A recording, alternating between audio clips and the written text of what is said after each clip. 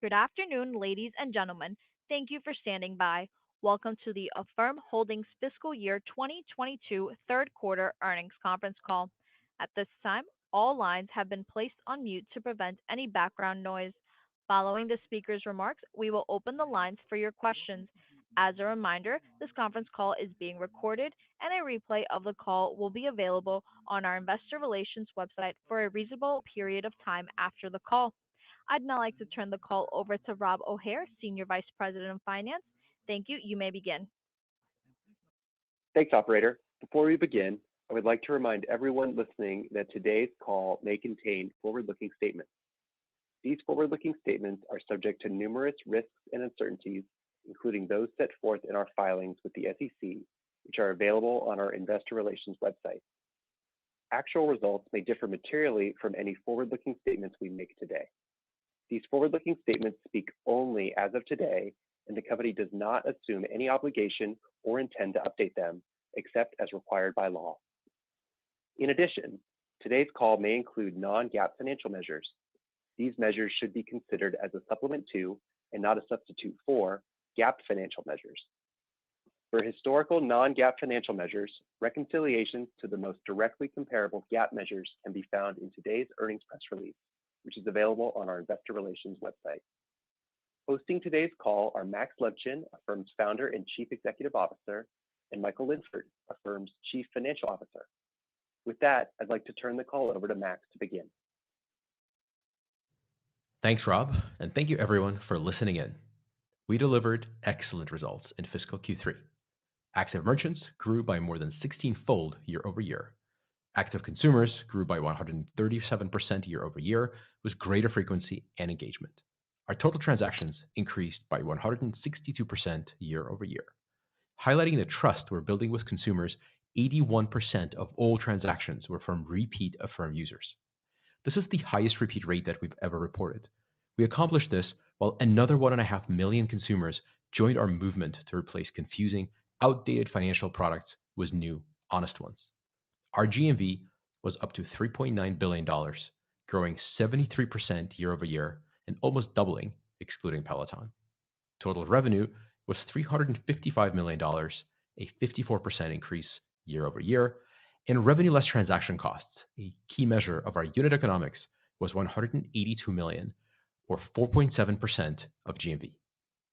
We continue to grow with our existing partners and add new ones. Just a couple of operating highlights since the beginning of Q3.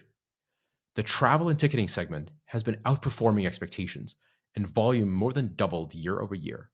Our longtime partners, Expedia, Vrbo, and Priceline, were all in the top 10 by volume in Q3. The quarter also marked the general availability of Affirm on American Airlines and the launch of our very first Canadian travel merchant. We are excited to continue growing our network of relationships in this segment. Affirm continues to be the strategic partner of choice for enterprises and platforms. Adding to existing collaborations with Verifone and Adyen, we partnered with Fiserv and Global Payments to make signing and launching new merchants frictionless. We're also excited to announce a new agreement with Stripe,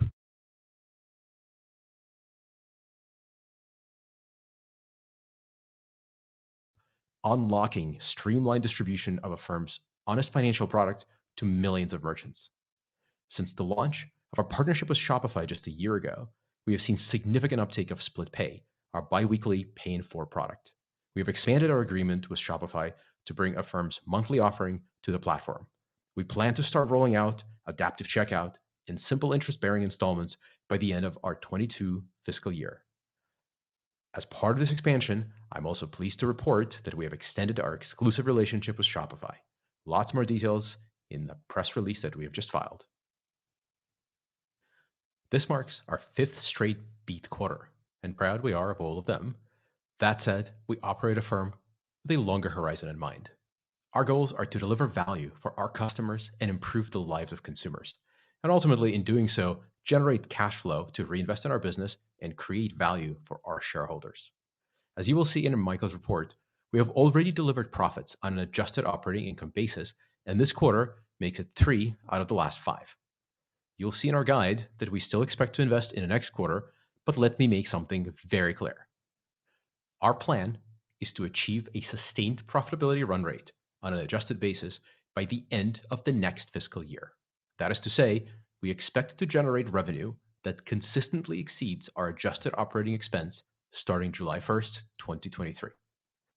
We do not expect our plan for reaching profitability to compromise growth, just as we demonstrated this quarter. We also do not plan to raise any new equity capital because we believe Affirm is fully funded to profitability. We will share our full fiscal year 23 outlook and full year guidance in our next earnings report. But to say a little more here, we do not see network and revenue growth and margin as quantities in conflict with each other. Indeed, our growth combined with strong unit economics is what propels us towards profitability.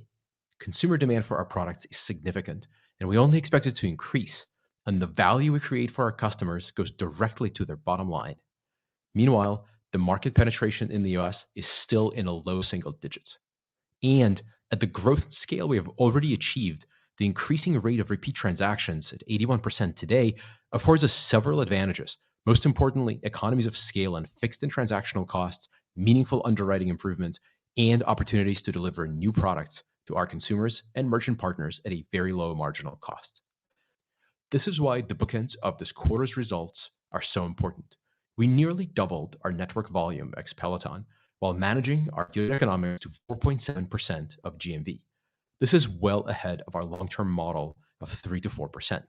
We grow our network GMV responsibly and deliberately, with unit economics always firmly in mind.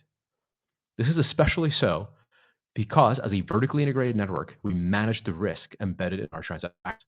We covered our approach to credit underwriting in the past, but I'd still like to speak briefly about our credit risk management. Every time you want to use Affirm to buy something, you have to apply to be approved for that specific transaction. We make it easy and convenient for you to apply, but we will still look at the state of your finances at that very moment, including, among other things, your recent credit usage, and then decide. If we believe you won't be able to pay off your loan, we will in fact decline your application with compassion and transparency without fail. As a reminder, we do not charge late fees or allow revolving. In other words, we have a structural incentive to decline a transaction that we believe to be a bad financial decision for you, because approving it is guaranteed to be a bad financial decision for us. And our transactions, over 10 million last quarter alone, the dials we get to turn to control credit risk are highly fine-grained. Another key structural advantage is the very short average life of our loans, which is about 5 months. As the economic cycle changes, the loans we made in the past will have a rapidly diminishing impact on Affirm's future financial performance. Given our structural incentives to engage in responsible lending, deep commitment to strong network unit economics, and a high degree of control over risk, we strongly believe we are well positioned for success in a downturn. During the very brief recession of 2020, we saw applications nearly quadruple many of our merchants. We believe paying over time without late fees and gotchas will be in greater demand during a downturn. It is our mission to improve people's lives, and we will be prepared to meet this demand. But again, our approach is only to extend credit that we believe can and will be repaid. The multi-billion-dollar business we have today is the result of years of trial and error, ideation, and execution. One of the many attractive properties of operating a network at scale, it can be very cost-effective to deliver new products and services to a large, active audience. Not all of our new offerings will result in our next billion-dollar revenue line, but we are committed to finding the ones that do. Last September, we shared some of our product plans with you. We've continued to execute on this roadmap, so let me briefly run through some of what shipped in Q3. Throughout the quarter, we delivered several iterations of the Affirm Super App, the single platform for the growing family of Affirm consumer offerings. Each such iteration delivered results, improving user engagement by about 3% and adding over 1% to our in-app transaction volume. These numbers may seem trivially small in comparison to some of our headline growth metrics, but obsessing over user experience compounds. And we have many more iterations planned. We also rolled out a Chrome browser extension, a convenient way to pay with Affirm at online stores where we're not yet directly integrated, using a single user card while shopping in your desktop browser. We brought adaptive checkout to many new transactional surfaces, including our own Affirm Anywhere product, Chrome browser extension, and as I mentioned, it will be available on Shopify. We also added Bitcoin interest to the popular Affirm savings account, a super simple way for our savings account holders to hold cryptocurrency by choosing to receive their savings yield in Bitcoin. Debit Plus. By now, I suspect some of you might actually have the Debit Plus app and the companion card that comes with it, so you have already seen what the first version can do. You can split lower value transactions into 4 payments after the swipe and use the automatic pre-approval button to plan larger transactions and feel confident in your spending power. There are many more features coming over the summer and beyond, most importantly, longer term and interest-bearing loans and Affirm rewards. But the V1 of Debit Plus is here and ready. We know it is because even with this minimalist version, we are seeing an order of magnitude higher engagement among Debit Plus users as compared to non-Debit Plus Affirm users, an average of more than 2 transactions per week. And the Debit Plus experience will continue to improve as we release regular updates to our growing user base. We are inviting tens of thousands of users per day to get their cards and expect to exhaust our now sizable waiting list. We appreciate your patience and open Debit Plus to all eligible Affirm users in fiscal Q4. Eligible here means a certain level of usage history and good standing with Affirm. It is super early, and I am still neck deep in UX optimizations, but I'm truly thrilled to begin what we think will be the era of Debit Plus, the simplicity of debit and a flexibility to pay at your own pace with no late or hidden fees. Affirm continues to succeed because of our exceptional team. I've said it before and I'll say it again, it is a privilege to lead this company, and I would like to thank all Affirmers for marking another waypoint in our journey. And thank you, our shareholders, for your continual support. As you can see, we remain focused on what ultimately matters, results. Now over to Michael to review those in detail. Thanks, Max, and good afternoon, everyone. Our Q3 results, and really our performance over the last several quarters, demonstrate our ability to deliver impressive growth and attractive unit economics despite a volatile market environment. Once again, we outperformed our outlook for growth and profitability, and our unit economics were strong. We continued to grow both sides of our network.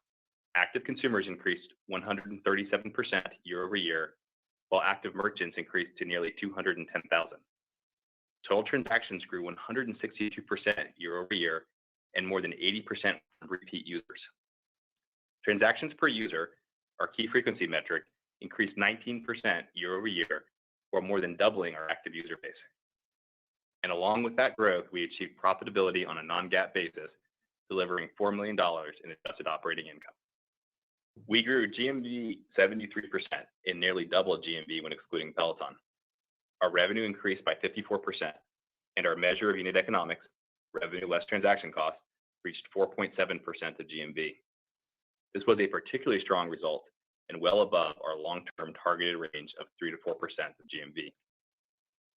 Our outperformance was strong revenue growth, excellent capital markets execution, and better than expected credit performance.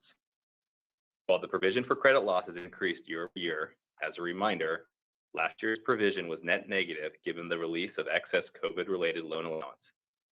We also continue to drive greater capital efficiency gains across our funding program, as equity capital we use to fund our loans decreased to 2.4% of our platform portfolio versus 4.9% last year. With the strong growth of our business and continued momentum, we are raising our outlook for fiscal year 22, which I'll discuss more in a moment. Before I do that, let me walk you through our third quarter results in greater detail. Unless stated otherwise, all comparisons refer to our third fiscal quarter of 22 versus Q3 of fiscal 21. We had another great quarter for consumer growth. Active consumers increased 137% to 12.7 million and increased nearly 1.5 million sequentially from fiscal Q. This growth helped drive 10.5 million transactions in the quarter, a 162% year-over-year increase. Despite adding users at this aggressive pace, we also saw frequency increase as transactions per active consumer grew to 2.7, up 19% year-over-year. In the third quarter, active merchants grew to nearly 210,000 from just 11,500 last year, thanks to the continued scaling of our partnership with Shopify. On a sequential basis, active merchants, which we calculate over a trailing 12-month time frame, grew by 39,000 or 23% from the December ending quarter. Turning to GMV, We grew GMV 73% to $3.9 billion in our third quarter, a $1.7 billion increase from last year. As a testament to the increasing depth and breadth of our network, no single merchant accounted for more than 10% of either revenue or GMV for both the 3 and 9 months ending March 31st. This demonstrates the diversification of our business, which we believe is a key area of strength and resilience for Affirm. Shifting to GMV by vertical. Travel and ticketing increased to $390 million, up 122% from last year, topping last quarter's high mark. With the recent easing of mask mandates and travel restrictions, we see extraordinary demand to book travel now and pay over time with Affirm. We also remain enthusiastic about consumer demand for live events. General merchandise grew to over $670 million, 448 of last year. Increases the seasonality of our business. We saw roughly a $200 million sequential decline in GMV within the category, which was in line with our expectations given the seasonally strong holiday shopping season in the December quarter. Sporting goods and outdoors declined to $425 million, down 21% from last year, or 20% sequentially from fiscal Q2, driven by a roughly 40% decline in Peloton, offset with other connected fitness merchants. PayBright, which we acquired on January 1st, 2021, nearly tripled GMV, posting annual growth of 198%. We are excited about our prospects and the success we're driving in Canada, as well as other expansion opportunities currently on our roadmap. Now, turning to the financials. Total net revenue grew 54% to $355 million, well above our outlook of at least $335 million. Network revenue grew 29%, while interest income increased 2%, and gain on loan sale increased 221%. Revenue as a percentage of GMV contracted 116 basis points to 9.1%, driven by product mix away from longer duration 0% loans and towards short-term split pay loans. Split pay GMV grew over 215% year on year and accounted for roughly 20% of GMV in the third quarter, compared to just over 10% last year. In our earnings supplement posted to our website, you will see that merchant revenue take rates have been relatively constant for each of our offerings despite our hypergrowth. Our strong top-line growth and the leverage we achieved on non-provision transaction costs drove a 37% increase in revenue less transaction costs to $182 million, or 4.7% of GMV, well above 3 to 4% long-term target. Total transaction cost of $172 million grew 78% year over year, compared to revenue growth of 54%. Excluding provision for credit losses, negative in the prior year period, transaction costs as a percentage of GMV declined 1.6 points to 2.7%. Shift away from longer duration 0% APR loans, loss on loan purchase commitment declined 24%, while improvements in our capital programs helped limit the growth in funding costs to just 8%. Funding costs were an area of considerable leverage in the quarter, declining to 0.4% of GMV, down from 0.6% in the prior year period.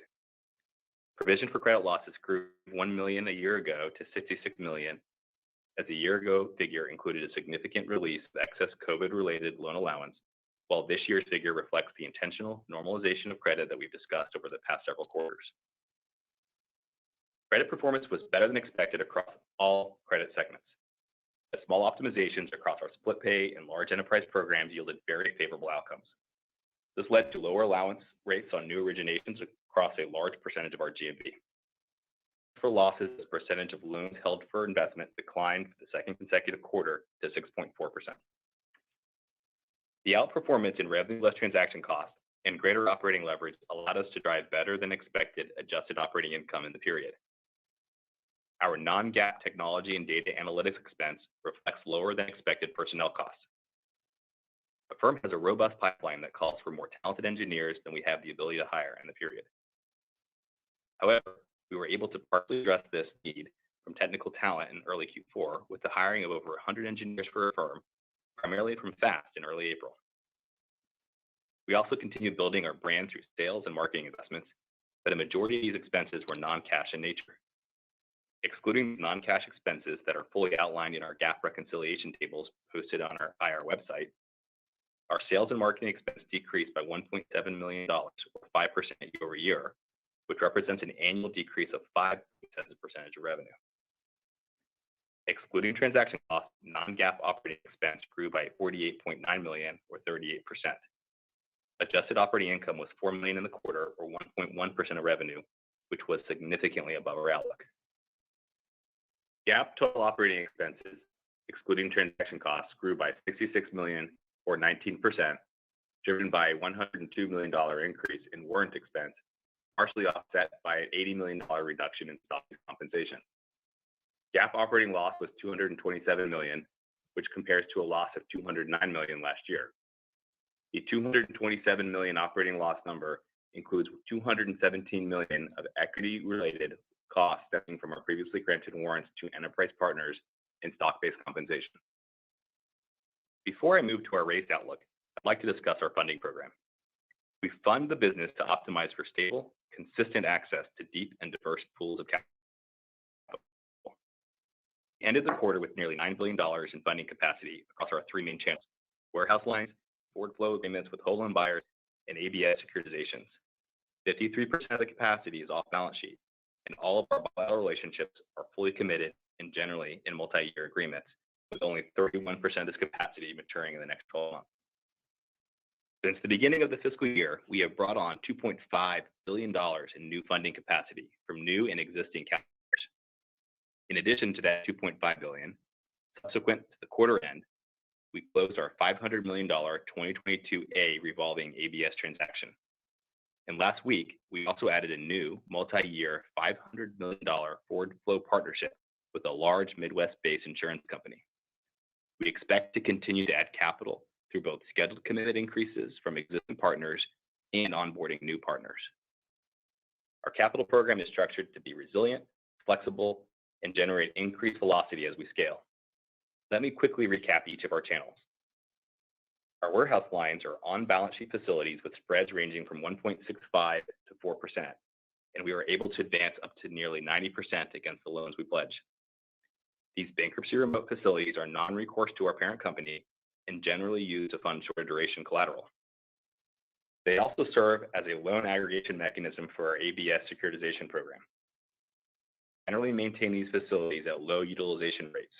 This stood at 37% at the end of the quarter, providing us significant excess capacity. Our forward flow program represented close to half of the overall capacity across a range of diverse partners and provides highly efficient off-balance sheet funding. These programs allow us to earn most revenue upfront and additional revenue over time via servicing income. Further, loans sold to third parties via the forward flow program do not require an allowance for losses on the balance sheet or any related provision expense on the income statement. Finally, in terms of our ABS securitization program, we've closed 9 securitization transactions that represent roughly $8 billion of volume since launching the program in mid-2020. Our deals have performed really well, and we just achieved our first AAA rating as part of our most recent transaction. Just as we've attracted many leading e-commerce merchants and platforms to Affirm, we have also attracted a diverse set of chip investors to our capital program. This is a real competitive advantage for Affirm. We believe our scale and asset quality will ensure that this advantage continues into the future. Affirm is strongly positioned to continue to drive outsized growth in the ABS market, which is highly liquid with over $1.5 trillion outstanding across all asset classes. Now let me share some color on our outlook, which you can see on slide 26 of our earnings supplement. We expect the progress we've made thus far in fiscal year 22 to continue to drive strong growth in our fourth quarter. Consistent with the public guidance issued earlier this week, we expect the trends observed in Peloton GMV in fiscal Q3 to continue through Q4. We now expect our split pay offering to contribute at least 20% of fiscal year 22 GMV, with the largest contributor of this volume coming from Shop Pay installments. We expect a sequential increase in total operating expenses outside of transaction costs, driven by the recent hiring of the engineering team from Fast in April, and marketing campaigns currently planned in the latter half of the quarter. As always, our outlook assumes the current forward interest rate curve. Finally, our outlook does not assume a material impact from the rollout of Debit Plus. For our fourth quarter ending June 30, 2022, we expect GMV of $3.95 to $4.05 billion, revenue of $345 to $355 million, transaction costs of $185 to $190 million, transaction costs of $160 to $165 million, adjusted operating margin of -15% to -11%, and a weighted average share count of 290 million. For our fiscal year ending June 30, 2022, we now expect GMV of 15.04 to 15.14 billion, revenue of 1.33 to 1.34 billion, transaction costs of 692 to 697 million, revenue less transactions 138 to 643 million, adjusted operating margin of negative 7.6 to negative 6.6, and a weighted average share count of approximately 283 million. Now I'll turn it over to Max for some closing remarks. Before we open for Q&A, I thought it would be helpful to quickly recap the state of play and our plans for Affirm. First, we're laser focused on scaling the network, increasing our consumer reach and frequency, going deeper with our existing partners and adding new ones. Our opportunities remain vast with significant underpenetrated markets to reach. Second, we will continue investing in our technology, people, and brand, and doing so with discipline. We have roughly $3 billion in dry powder, and we firmly believe that we are among the most efficient allocators of capital in the industry. Third, as I already mentioned, with excellent unit economics, consistent focus on risk management, and a diversified capital access strategy, our plan is to achieve a sustained profitability run rate on an adjusted basis by the end of the next fiscal year. And finally, at our core, we're builders, excited by the prospect of solving problems and improving lives. We will leverage our scale and reach to introduce brand new concepts to our merchants and consumers, like Debit Plus, as we continuously expand our product and revenue lines. While the macro environment is uncertain, at Affirm, the picture has never been clearer. We are a category leader with massive growth and rapidly expanding market opportunities as the secular trend towards honest, transparent financial products continues. Affirm is in an enviable position given the depth and breadth of our partner network and our unwavering commitment to financial responsibility. As the category begins to go mainstream, the opportunities we can capture are only expanding. We have an incredible team and an inspiring mission. We will continue to scale, drive attractive unit economics, and deliver on our mission to improve lives and focus on results. We will now open the line for questions. At this time, we'll be conducting a question and answer session. Please limit yourself to one question and one follow-up. If you would like to ask a question, please press star one on your telephone keypad. A confirmation tone will indicate your line is in the question queue. You may press star two to remove your question from the queue. For participants using speaker equipment, it may be necessary for you to pick up your handset before pressing the star keys. One moment while we poll for questions. Moshe Orenbuch with Credit Suisse, you may proceed with your question. Great, thanks. And I think that Max, the comments that you made about the success with respect to, with respect, to the large merchants and the impact that that's had, maybe you could kind of expand on that, because obviously you've got things that are going on that would, potentially be, able to add others, and yet you've also got things like what you made with respect to the Chrome browser that, could allow for situations where where Affirm is not, it doesn't have a kind of dedicated relationship with the merchant. And so I guess as we look out over the next several years, how should we think about, the biggest areas for growth for the company? So the cool thing about building a network, first of all, thank you for the question. Sorry, we've been listening to ourselves talk for a while. So great question. So the thing about building a network is you have to continuously balance the consumer side and the merchant side. So if we are signing on more and more consumers, we're implicitly adding more places where they might want to go shopping. And so it's essential for us to continue launching direct-to-consumer payment products, because if someone says, hey, I'm a big fan of brand X, and I came from store G Peloton, where I'm not likely to repeat over and over, we have to offer them coverage. Otherwise, they will churn. They will be an active consumer.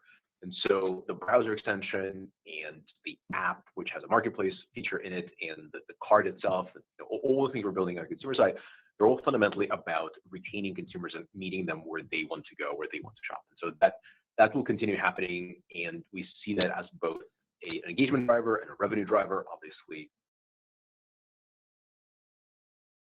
the products are a little bit different, but it does not in any way reduce our commitment and attention and innovation on the merchant side. We have a whole bunch of stuff. I purposely kept my remarks a little bit shorter this time around, but there's a long list of things that we shipped that have to do with merchants, and I really did not give any credit to those teams just because I wanted to keep it quick. But we're continuously rolling out really interesting stuff. Like the adaptive checkout is a really good example of it's just a very fundamental tech that we put together. It is the future of this buy now pay later industry. Consumers do not need to go through many different funnels. They just need to pick the right product that you should be there helping them pick the right product. That's what adaptive checkout does. It literally figures out what is the best way of paying for something. So that will continue happening. And part of why we need to continue hiring engineers, you only maintain strong unit economics if you're able to offer something that no one else can sell. Competition on price sucks if you have a commodity that everybody else has. If you're building stuff that no one else got, you can actually sell it at a good price and not worry about someone undercutting you. Got it. Thanks. And as a follow-up question, Michael, one of the questions that we get most often from from investors is, in the face of a rising rate environment, obviously you have some products where the consumer is the primary one that's been charged, and the other that's merchant, charged to the merchant, particularly, the 0% category. Could you talk a little bit about your plans as to how to, kind of manage the rising interest rate environment for each of those products, and, maybe what you've also done to date, if anything? Yeah, we really haven't had to take any action today. If you look at the merchant fee rate slide in our supplement, you'll see, again, relatively constant merchant fees. We view that as a real mark of success, that in the face of pretty heavy comp, we're able to maintain and even grow, in some cases, the merchant fee side. And of course, as we talk a lot about on the APR side and the consumer side, those rates are strong enough to allow us to deliver really compelling unit economics. And that's the lens through which we look at this question. And it is true that as rates go up, there is pressure on the funding side of our business, but it is a mistake to think about that as a full flow through on a linear basis.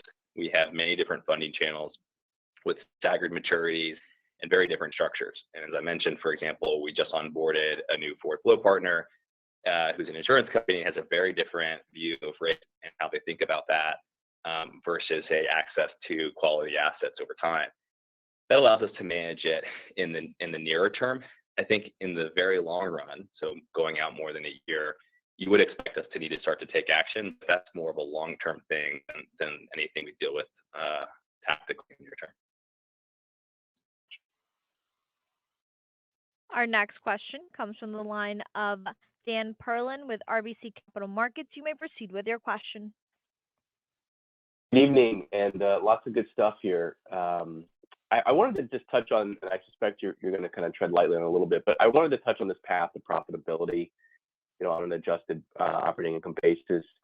My question is, when you think about it, or when you kind of lay this plan out, how much of this is really a function of the scale-driven benefits that you've been able to accrue, over the last several years, versus really management's desire to kind of reach profitability sooner? And then second piece of that is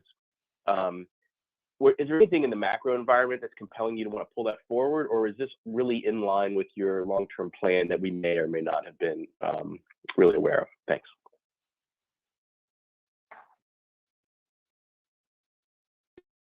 Question.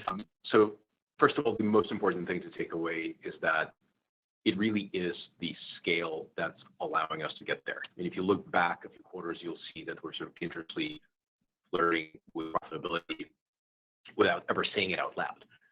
I think it was a useful and intelligent thing to do, to tell the market, hey, we know exactly when it's going to happen, here's a date. But it's not the same thing as saying, oh, ouch, we got to get there fast, so let's pull some tricks and do unnatural things. Not at all. And so in that sense, it really is the function. The difficult thing was to build a product that commands a price and maintains a good margin, and to be disciplined about credit. You can grow 10x faster if you just approve everyone, and some of our competitors do that. And it's a lot easier, but you then have to deal with bad losses. We are not okay with bad losses or losses that we can't control. And so those are all things that we've always done, and that's the scale advantage that we have today, is the variable revenue or adjusted. I'm going to trip up on my accounting terms. Michael will correct me later. But at a certain scale, your fixed costs get overwhelmed by your variable revenue is basically what's happening here. So yeah, the statement about profitability is fundamentally about telling the market, we've always had a plan, we know where we're going, here's a save a date. We'll continue to invest. We are not doing a natural thing out there. Yeah, no, that's fantastic. Just a quick follow-up on the engagement here again, very impressive. You said 2.7 in the current quarter, last quarter was 2.5. So that's all happening at the time that you've got this massive active customer increase. The question I have here is, are you finding that in that repeat usage, the 81% versus kind of 75% last quarter, are the consumers using the same product again, and then they come in as a split payer user and they're always a split payer user, or are they finding that within that 81% there's some diversification and they may even mature into other products? Are you able to not steer them, but incentivize them, I guess, or maybe educate them into other options that may even be better for them? Thank you. Great question. There's definitely a lot more to unpack there than time. Here's just like bullet points that are sort of easy to rattle off. So the probability of repeating at the same store is generally speaking highest for a majority of stores. There are some unique stores where you're just not going to come back because you already have a Fresno Toronto. But vast majority of the time, especially for some of the large partnerships, it is highly likely you will repeat at the store where you came from. Two, there is propensity to repeat on the same product initially. As each cohort matures and we have more opportunities to teach them what else Affirm can do for them, it happens. Three, there's a fundamental difference between the behavior of people that have our app and the ones that don't. Like, that is just a profoundly different behavioral pattern, and I could write a small science paper on that one. But once you're using the app, you're basically starting to think of Affirm as a replacement for your purchasing device. Let's use that. Let's see, what else can I say very quickly? The last thing that's worth knowing, so adaptive checkout, which I sort of bragged about a little bit earlier, is basically, you can think of it as a router for financial tools. Like we have sort of unpacked the credit card, the idea of like, hey, just swipe your card, we'll figure it out later. It's actually a really convenient user interface. It's terrible for you as a sort of financial decision personally, but it's a really, really nice user interface. And the big thing that we have to accomplish here is continue offering you the choice, but we kind of have to guide you to a good decision, because there, already we have a lot of choices and you are used to the no choice at all for the credit card. So adaptive checkout is that idea. It's canvas where you say, hey, here's three choices. This one is no interest at all. This one is a little bit longer term, but has some interest, etc. As we deploy that across more and more surfaces, you will see more product cross-pollination. And we're right in the middle of just pushing that early. I'm watching the first numbers coming in for some of the deployments outside of our products. And probably next quarter, we'll start talking about what that cross-pollination really looks like. That's great. Thank you so much. Our next question comes from the line of James Faucette with Morgan Stanley. You may proceed with your question. Thanks very much. Thanks for all the details today, guys. Wanted to ask about on your credit performance. You said it had been a little bit better than you thought, Michael. And can you talk a little bit about how you're managing that right now, especially with the changing environment? Are you being more restrictive at different points, or are you finding that isn't necessary yet? Just wondering how you're, just wondering if you can give a little color in terms of how you're managing the credit applications and pulling out of credit right now. I'll start with a little probably more precise answer. So we always manage it exactly the same way. Like, we have not at all changed our approach. We look at both vertical and horizontal slices. We ask the question, how is this component of American society is doing, Canadian, Australian? How are they overall in terms of their job security? It's sort of the policy set, sort of this horizontal slice. And then vertically, we ask the question, how are the sales in this merchant category? We know what folks are selling. We know if it's selling better or worse, which means that the advertising campaigns that drive consumer demand can reach audiences that are potentially overextended already and maybe shouldn't be borrowing. So all of that feeds into the policy setting. And then we tune it, but we tune it all the time. It's not a thing that we sort of get together and say, all right, it's been a quarter, let's talk about it. Like we talk about it literally every Monday morning. There is a triage conversation about credit with our head of risk in the room with the executive team, and we review all of our numbers and say, hey, how do we feel about the American consumer at the highest level? And then we dive deep into, here's this product, it's called SplitPay. How's it doing on Shopify? And so that's what we're doing, and it's performing a little bit better typically means that the precautionary steps we took were slightly less necessary than we expected. It's 1 or 2 degrees to the right. It's never, let's pull a handbrake and, we over tightened or something like that. We really do not run it like a bank would. And this was very, very evocative. Michael probably has better numerical answers. No, I think the other thing, guys, is we look at the unit economics in the business, whether you measure that through the financial statements like we do in the revenue less transaction cost, or you look at on a horizontal basis, and we make sure that there's enough economic content, and we make sure that we make credit decisions consistent with that. The things we're always looking at is, based upon prior originations, are they trending against the forecasted numbers? And given the very short duration of our asset, able to get that signal very quickly, feed it back into decisioning. And if you just look at where we're at right now, we did better on the revenue less transaction cost line in large part because we performed better.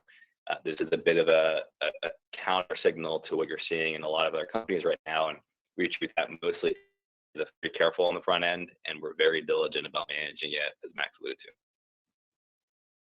Got it. I appreciate that. And then when we look at your adding additional capital partners and commitments, et cetera, how are you feeling about where you're positioned now with kind of those commitments versus your growth targets? Is there a lot of cushion there? I know you haven't given guidance for next year, but obviously I would assume that those carry into next year, et cetera. So just wondering if you can give a little bit of nuance and color of where you're at versus where you want to be on both capital commitment and how that relates to your growth ambitions generally. Yeah, I think the easiest way is we feel really, really good. We ended the quarter with $9 billion in capacity.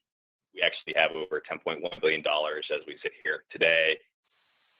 Additional capital that we talked about the call, both the 22A deal and the ABS market, as well as the onboarding of the new forward flow partner. Both of those two are just, we think, massive endorsements of the product. I think it's just a good time to remind everybody that there is widespread support for the asset we generate in the capital markets, and we have not seen that be a real difficulty. We have seen the overall macro market change, so that changes rates, it changes spreads, but the asset underneath it, the asset we create, continues to be both understand and value, and even the rating agencies value, as I talked about the AAA rating on the senior tranche in our last ABS deal. That suggests we're producing really quality assets, and it's linked back to the credit question. So if we keep our eye on the ball and produce good assets like we have been and will continue to do, we feel really good about it. We're not giving guidance, like you said, for fiscal 23, but we feel very good about where we stand. If anything, I think you're going to see us continue to be slightly larger on capacity or lower in utilization because of the macro concerns, even though we actually don't have those as a management team. Got it. Thanks for that input, Michael. Our next question comes from the line of Jason Kupferberg with Bank of America. You may proceed with your question. Thanks for all this, guys. So yeah, just a couple of things. Maybe I'll come back to the sustained profitability messaging. Wondering if you can quantify that at all. I'm just thinking back to the analyst day last year when I think you guys had said that adjusted operating margin would get to the 0 to 10% range. Once revenue growth had slowed to 20 to 30%, GMV to 30 to 40. So is that the right way to think about where you may exit fiscal 23? Just wondering how we should view that in light of the analyst day, or do you feel like this is a little bit of a kind of updated environment has changed? Yeah, thanks for the question and appreciate the way you worded it. This is definitely, as we say, an and. This does not replace a prior, and nor is it meant to suggest that we think growth will slow. The opposite, as Max talked about. And to be brutally clear, we do not think that the decisions we'll take in order to get us to that break even or better adjusted operating income will result in any sort of slowdown in growth. In fact, us to achieve it, and the focus on unit economics will get us there, inevitably. So please don't read into us suggesting that the growth rates will slow. Quite the opposite. We feel very good about the growth into next year. While we're not giving any guidance today, I think there are a few trends that are worth highlighting. The first is that, remember, we'll be experiencing the full year for both Shopify and Amazon, and not just the full year of the deals, but the full year with expanded product rollouts. We talked about the expansion of Shopify to new products, including adaptive checkout, but also all the optimizations that Max talked so often about, whether it's the sum of a lot of little things that we're doing with these large partners. That's going to be a key avenue for growth for us. And as always, we talk about Debit Plus as a thing that will continue to be very incremental to any of the current run rate in the business. And so we feel really good about growth into next year. We're not giving any guidance, but please don't hear our profitability target as any indication that we expect to slow down. Quite so. Very helpful. Just on gross profit, on revs less transaction expense, you're going to exit this year, I mean, based on your Q4 guide, just, at or maybe a hair above the top end of the 3 to 4% longer term range. And I know we'll have to wait till next quarter to get kind of a complement of guidance, but is there any reason to believe, sitting here today, that you won't be able to comfortably stay in that range next fiscal year? Absolutely not. We feel very strong about our ability to deliver that in any market environment, and we'll continue to use that as the range to talk about in the business. This quarter saw us pretty materially above that range. And again, I would characterize that as being a little bit warmer than we want it to be. 3 to 4% is a very good range for us. This is the fifth straight time we've hit our commitments, and we would expect to continue to do that, and we're committed to do 3 to 4%. Good to hear. Thanks for the comments. Our next question comes from the line of Ramsey El-Assad with Barclays. You may proceed with your question. Hi, thanks for taking my question this evening. And I want to follow up on Jason's last question in terms of the timing of the ramp of the Shopify expansion and also of the Stripe deal.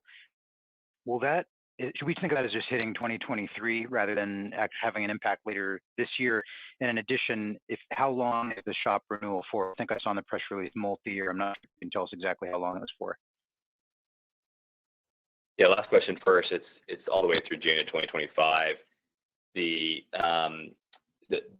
timing, we are in the midst of rolling out additional products. Shopify right now, as Max mentioned, it's uncertain if it'll have any material impact in the next 6 weeks of the quarter, but feel good about it. I think that and the Stripe deal are much bigger going into fiscal 23. And then Max, maybe you can provide some color on the Stripe deal. Sure. Stripe deal is super cool. Basically, one of the kind of common delays, if you will, when we sign a merchant to launch them, the customer is always say, hey, how long is it going to be before we can go live? Say, hey, we're going to put 2 lines of JavaScript into your checkout and on your product page, and off you go.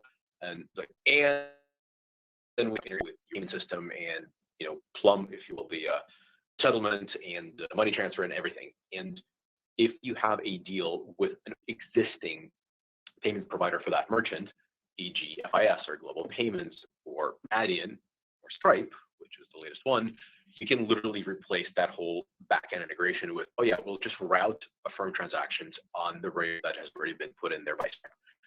And that's literally to an enormous number of merchants that have partnered with Stripe. It's literally millions in their case. We also have a bunch of really interesting products planned with them that probably, again, I would want you to not think of them as an immediately accretive thing, but it is a vast market opportunity that we're very, very excited. And as a longtime friend and fan of Stripe and full disclosure investor in the company, we're very happy with the partnership there. Great. Sounds like a It's pretty, all about creating these avenues for more growth for many years forward. That's what this is all about. perfect. Follow-up from me, sales and marketing expense was down quarter over quarter quite a bit. I guess first, how should we think about that line going forward in terms of where it might stand as a percentage of revenue? But in addition, as you ramp with the larger platforms and brands like Amazon, Shopify, et cetera, will that have a positive impact on marketing spend? Can you rely on their brand and their marketing spend effectively to kind of take some of the pressure off of your P&L? Yeah, so first, on a non-GAAP basis, you did see sales and marketing come down quite a bit sequentially, and really even on a year-on-year basis.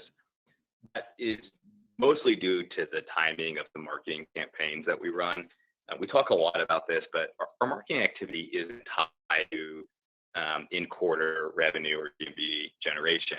The kind of investments that we've been making over the past year have really been around building a brand and building awareness in the consumer, which has a less direct and less tied to in-quarter performance measure. And that's why you're able to see in this quarter a really strong growth despite pretty substantially less amount of sales and marketing on a non-GAAP basis. I think going forward, we're not prepared to give you any indication about the P&L or where we expect those lines to be. But obviously, as we work ourselves towards break even or better on the adjusted operating income line, we would expect leverage across all of our fixed cost lines. Great, thanks. Our next question comes from the line of Andrew Jeffrey with Truist Securities. You may proceed with your question. Hi, good afternoon. Certainly appreciate you taking the question, and appreciation, Max, as usual. Michael, we get a lot of questions about the fin side of the business, not as much the tech side of the business. And a couple of things stand out to me, and I wanted to ask first about just the platform portfolio and funding mix, slide 19. The fact that equity capital required is actually down to 2%. There's a lot of talk about a securitization that didn't get done intra-quarter, for example. Is that a sustainable level? To me, that's super impressive, especially given all the concerns about liquidity that seem to be swirling around the market and around Affirm in particular. Yeah, I appreciate the question. Yeah, I think we've said that we'd like to be below 5% on a sustainable basis and feel like that's a good range to be at. You'll see it ebb and flow quarter to quarter based upon how much forward flow or one-time deals might happen. In this last quarter, saw a securitization happen early in the quarter, which I guess folks weren't really attending to. That actually allowed us to move quite a bit of our 0% paper off the balance sheet, and you can see that as the top bar on that chart there you see on that slide. That will continue to be the way we want to operate. We want to be both durable in the quantum of capital that we have access to. We want to deliver the unit economics that we've signed up for and be very efficient with the shareholder capital. We definitely never want to let growth be impacted by our capital program, so we're always going to be overfunded with excess capacity. You've seen us do that this past quarter, and we'll do that into the future while still delivering really strong units. So it would say that would be below 5%. Don't know that would stay in the 2% range sustainably. And again, I just would reiterate that I think our team is doing a very good job executing in these pretty volatile markets. And we're pretty proud of the access to capital that we enjoy right now because we generate a high quality asset. Yeah, that's clear. I appreciate that. And then Max, maybe a question. I know it's early, on Affirm Debit Plus, but can you talk about any learnings or thoughts about inflows and the ability to drive direct deposit attach, and what you think the opportunity is for from more recurring spend on that product? See, myself and Michael, that I will not jump out with a bunch of cool stats, and yet as an engineer, I'm prone to them. Here's a cool one. The number one most visited physical retail used by Debit Plus consumers right now is Walmart groceries. which I think it's probably true for a lot of America, but it's, to me, it's super anecdotal, so just ignore it if you will. But it tells you that a subset of consumers that we have given the card to have now used it to buy groceries, which I think that's probably the sort of warmest, fuzziest news I've heard about the product so far. It's super infant. This is a very, very baby product. It has on the current UX rev is 100% satisfied here, but the fact that people are using it to buy food is the best indicator I've heard. Like that, we want it to be top of wallet. We want it to be the thing that people take to go shopping for their family, to give them financial flexibility. I have a lot of miles and a lot of commitment to this product to go. In terms of shareable statistics, it's growing at ridiculously rates right now, but it's completely self-stimulated in the sense that we're finally opening up to a bunch of waitlist users. So of course it's going to grow at crazy rates. So at some point it's going to even out, and then we'll know what the natural growth rate looks like. We will open it up to the entire Affirm base. Once the waitlist is cleared out, have a button in your Affirm app saying, "Hey, do you want your card?" So we need a little bit more time to scale. And my team's alerting me that I misspoke. Securitization we did earlier in Q, an interest bearing, not a 0%. In any event, it got off sheet and prior to the execution. Wanted to make sure they got written so they don't get attacked. All right. Well, very cool. Appreciate it. Thank you. Our next question comes from the line of Dan Dolev with Mizuho. You may proceed with your question. Hey guys, thanks for letting me ask my question. So, just really quick, can you give us a sense of sort of the interplay between the reserves and the charge-offs? Charge-offs are rising, reserves are coming down. Like, how much of it is, Michael, like denominator / split pay difference? Then I have a quick follow-up. Thank you. Yeah, I mean, the allowance is always the current estimate as a percentage of loans held for sale, the current estimate of future losses. And so that 6.4% we're rented at, that's where we'd expect it to be on a percentage basis. More of a kind of backward-looking measure where we show the delinquency performance keeps trending on, I guess it's slide 21 of the supplement. You can see where that's trending. Charge-offs are a bit difficult to get too much information out of, given that we charge off at 120 days. So it's pretty difficult to really get a sense of how credit performance is reflected through their offline. And again, the short duration of our asset makes that doubly true. Got it. And just one last data point, if I may. I don't know if I missed it, but can you give us like some GV estimates for Shopify and Amazon? Yeah, unfortunately I can't. No. What we did say in the call was no one's listening. It's okay. Dan, you and I both know that's not true. The thing we said in the call, the prepared remarks, which is true, is that no partner was more than 10% of GMV or revenue on a 3 and 9 month basis. So you can get some sense there. We also showed you the general merchandise category, which is inclusive of some of the largest retailers in the world, grew to over 670 million. So those are the stats we can share. Okay, great. Thank you. Great quarter.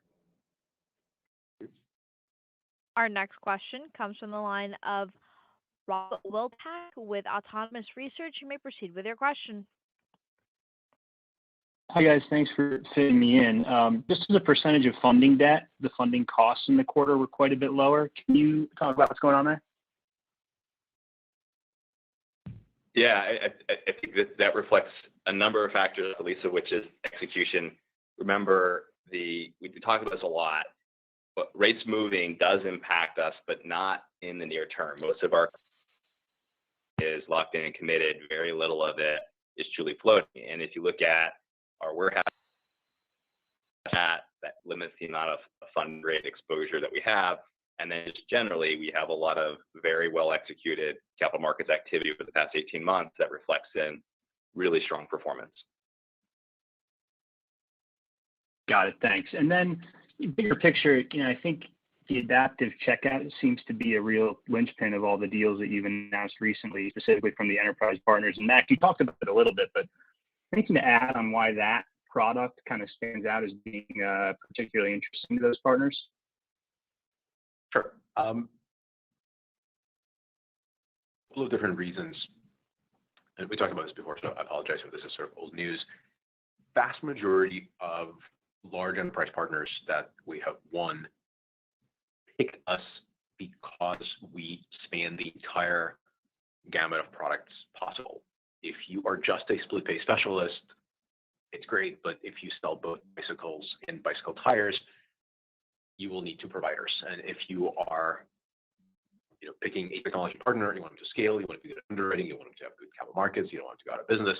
And we fit all those criteria really well, but the one thing that we do have is we have excellent, well-performing products that meet the price point and the consumer need. That doesn't, we have multiple products, that's great, still we have to integrate those products multiple times.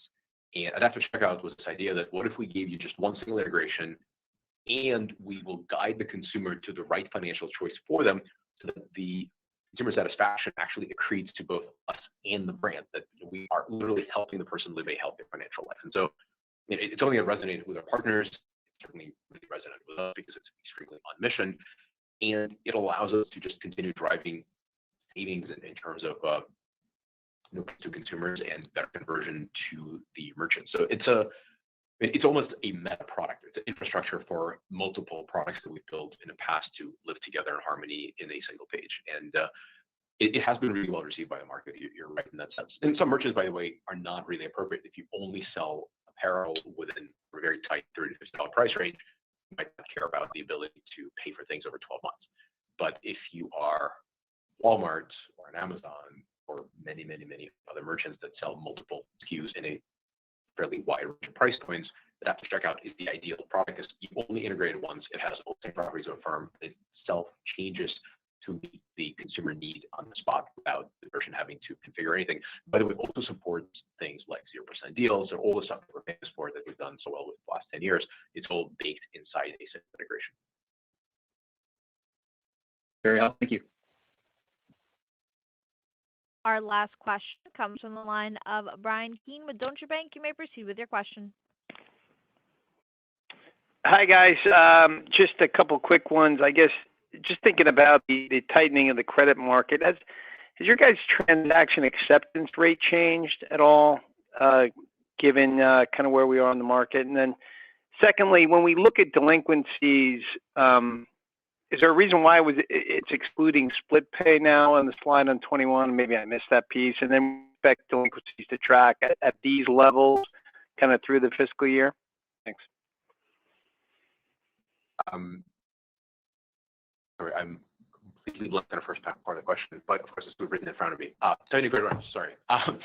So the transaction approval rate has not changed very much at all. And again, like we really manage this at a merchant to merchant and sort of basket of risk level to basket of risk. So there's multiple different acceptance rates, and they're really, really quite different. It's just really important to confirm if you need one number, it's a weighted average, and the weights are quite dramatically different from bucket to bucket. That said, the weighted average right now is roughly the same. The reason for it isn't because there aren't people paying more or less of their bills, but because the application rates that we have, the number of people asking us for a loan vastly exceed the ones that we're actually going to approve. And vastly is a little strong. The approval rates have remained pretty good and remained the same. Our job is to rank risks. We've been quite good historically and intend to remain in the future very, very good at rank ordering applicants that come through. We approve the ones we believe can pay their bills, and then after that, we stop. The number of people that ask that can pay their bills does not seem to be changing very much. So the approval rates, therefore, have remained roughly, the acceptance rates have remained roughly the same. I'll let Michael, since I've tongue-tied my way through this one, I'll let Michael take care of the other half. Yeah, so the DQ chart does now exclude split pay. The vast majority of our balances on a portfolio basis, not split pay. The split pay asset's a 50-day asset. We have a 120-day charge-off policy. So as you can imagine, the way that actually works with respect to the delinquency calculation doesn't really make sense to look at on a DQ30 basis. I think it's pretty misleading to look at it that way. In terms of where it's going, we would expect to continue to track at or below the 19 levels on a portfolio basis based upon our current projections. Great. Thanks for taking the question. Ladies and gentlemen, we have reached the end of today's question and answer session. This does conclude today's conference. You may disconnect your lines at this time. Thank you for your participation. Enjoy the rest of your day.